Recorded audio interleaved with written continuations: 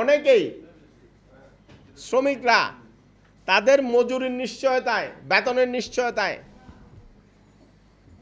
অনিশ্চয়তায় বাসে তারা ডিউটিতে নামছেন না। এই যে একটা অচল অবস্থা, এই অচল অবস্থায় নগরীর অসহায় যাত্রীরা যারা প্রতিদিন অফিসগামী রাস্তায় নামলে বাস পাচ্ছেন না, ভয়াবহ এক দুর্ভোগে। কিন্তু আমাদের পাশে কেউ নেই। আমরা আজকে 17 তারিখ, 2 তারিখ থেকে 17 তারিখ কোনো অভিভাবককে আমরা পাইলাম না এই সমস্যাটা সমাধানের জন্য একটি লাইন কথা বলবে, একটি নির্দেশনা দেবে, সেরকম কোনো অভিভাবক নাই। সড়ক পরিবহন উপদেষ্টা এই বিষয়ে ওয়াকিবহাল আছেন কিনা আমার জানা নাই। বিআরটিএ নির্বিকার আমাদের এই অসহায় যাত্রীদের দায়িত্ব নেবে কে? পৃথিবীর দেশে দেশে কি এমনটি হয়? আমরা দেখি তারা ভর্তুকি দিয়েও উন্নত বিশ্বে বাসগুলো চালায়। আমরা টেলিভিশনে যখন পৃথিবীর উন্নত দেশের চিত্র দেখি, তখন দেখি একটি বাসে 4 জন যাত্রী নিয়ে চলে যাচ্ছে রাত 12টায়। ওই বাসের কি লাভ লোকসানের হিসাব নেই?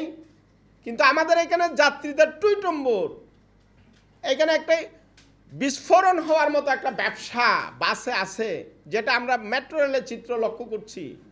তাহলে আমরা এই ব্যবসায় কেন আমরা উন্নত বাস নামাতে পাচ্ছি না? বাধা কোথায়?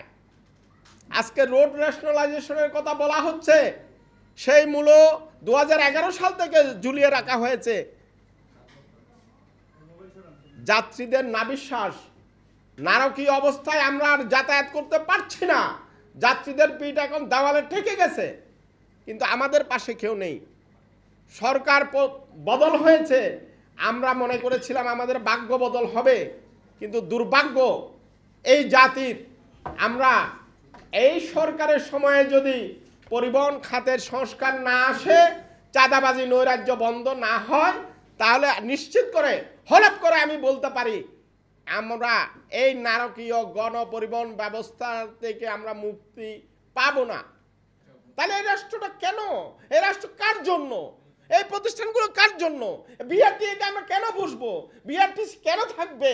আমরা ডিডিসিআর মতো প্রতিষ্ঠান আমাদের এখানে এই যে 1000 কোটি টাকা খরচ করে তাদেরকে আমরা কেন বেতন দেব?